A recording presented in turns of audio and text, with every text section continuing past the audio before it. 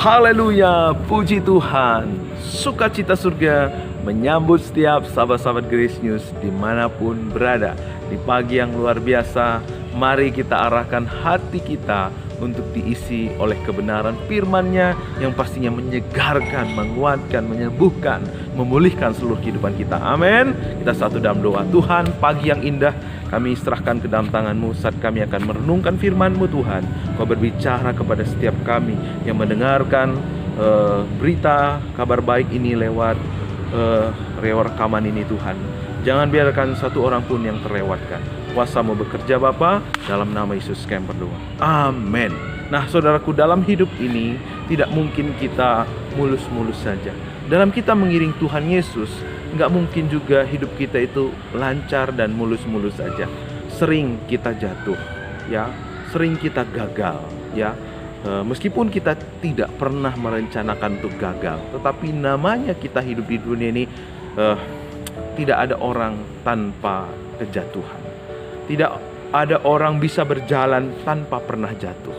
Nah, demikian waktu kita mengiring Tuhan,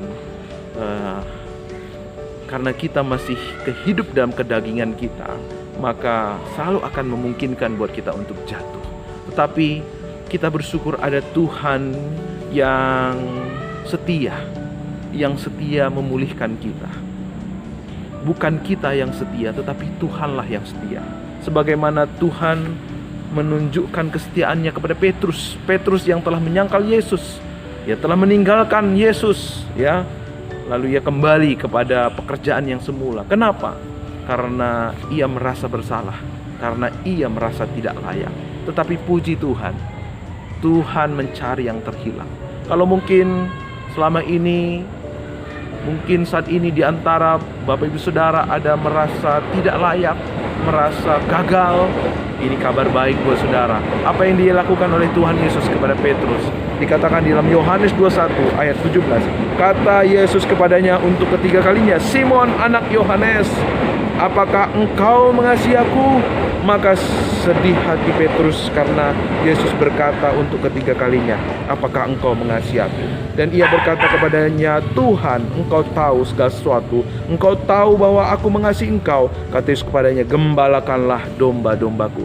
3 kali Tuhan Yesus bertanya kepada Petrus, "Apakah engkau mengasihi aku?" Di mana dia bertanya? Dia bertanya di depan api arang. Kenapa di depan api arang? Karena Tuhan ingin menghapus memori yang lama, di mana di depan api arang Petrus menyangkal Tuhan Yesus.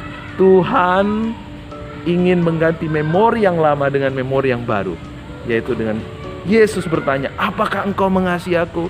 Kata kasih di sini adalah agape. Tetapi Petrus mengakui bahwa ia hanya mengasihi Yesus selama ini dengan kasih filio. Tetapi walaupun demikian, Tuhan Yesus berkata, "Gembalakanlah domba-dombaku." Disinilah kasih Tuhan begitu nyata buat Petrus, bahwa meskipun selama ini Petrus gagal, Petrus mengakui kegagalannya dan kelemahannya, tetapi ketika ia menyadari kegagalannya, di situ Kristus Tuhan menyatakan kasih-Nya kepada Petrus. Sehingga pada waktu itu Petrus bangkit mengasihi Tuhan. Dan apa yang terjadi saudara? 5.000 orang bertobat dalam sekali khotbahnya Petrus. Tuhan ingin memulihkan saudara. Terimalah kasih-Nya, maka Tuhan tidak akan pernah membuat diri saudara sama dengan hari ini. Ia akan memakai saudara semakin indah dan semakin indah di hadapannya. Amin. Maukah saudara dipulihkan? Mari buka hatimu dan terimalah kasih-Nya. Tuhan, berdoa untuk segenap pendengar Grace News pagi hari ini. Jikalau mereka sedang ada dalam kegagalan, merasa putus asa, merasa tidak layak, biar kasih-Mu Tuhan tercurah buat setiap sahabat Grace News dimanapun berada. Memberi kekuatan, memulihkan, menyegarkan seluruh kehidupan anak-anak-Mu ini Tuhan. Sehingga lewat kehidupan mereka melihat bagaimana karya Tuhan yang luar biasa. Dan hidup kami Tuhan semakin memuliakan Engkau.